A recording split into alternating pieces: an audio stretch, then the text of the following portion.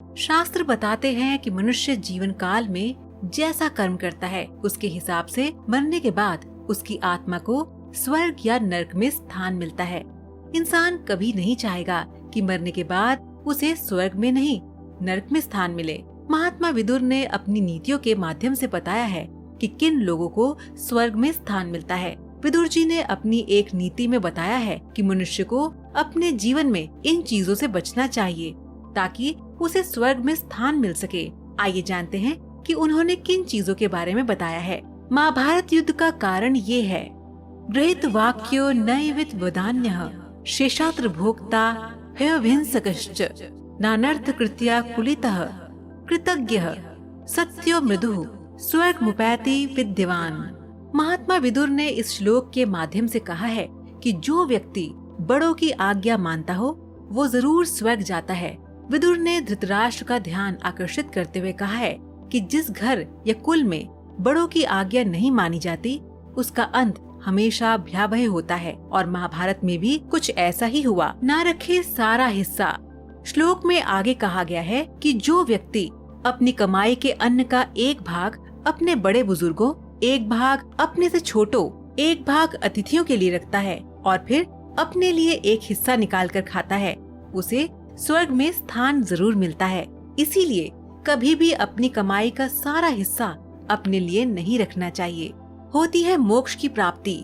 जो व्यक्ति अहिंसा के मार्ग पर चलता है उसे मोक्ष की प्राप्ति हो सकती है। जीवन बहुत ही कीमती है और अति दुर्लभ है। विदुर ने बताया है कि अहिंसा का अर्थ दूसरे प्राणियों पर दया करना, उन्हें ना मारना और ना ही कोई कष्ट पहुंचाना है। अहिंसा का अर्थ है मानवीय संवेदनाएं, जीवन का मूल्य और आदर्श आदि। इसके साथ ही बहुत कुछ शामिल है। होता है दूसरों का नुकसान।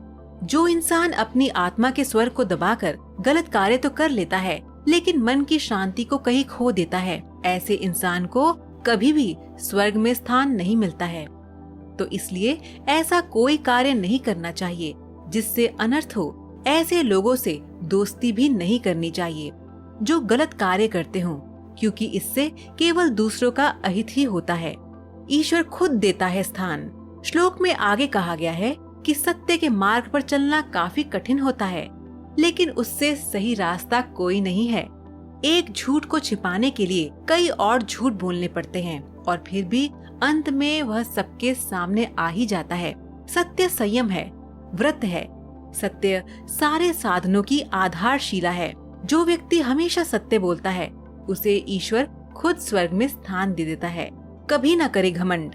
श्लोक के अंत में विदुर ने कहा है कि जिस विद्वान का स्वभाव कोमल होता है उसे स्वर्ग में स्थान मिलता है। कहते हैं ज्ञान बांटने से और बढ़ता है, इसीलिए ज्ञानी व्यक्ति को सदैव अपना ज्ञान बांटने के लिए तैयार रहना चाहिए। कुछ लोगों को अपने ज्ञान पर घमंड हो जाता है। ऐसे लोग हमेशा कुंठित ही रहते हैं। ऐसे में उनका ज्ञान संकुचित रह जाता है और वह ज्ञान उनके भी किसी काम का नहीं रहता। तो दर्शकों, आज का सवाल आपके लिए ये है कि क्या आप बता सकते हैं कि विदुर किन के पुत्र थे? आप इसका जवाब हमें नीचे कमेंट बॉक्स में दीजिए। हमें आपके जवाब का इंतजार रहेगा। तो मिलते हैं आपसे अपनी अगली वीडियो में।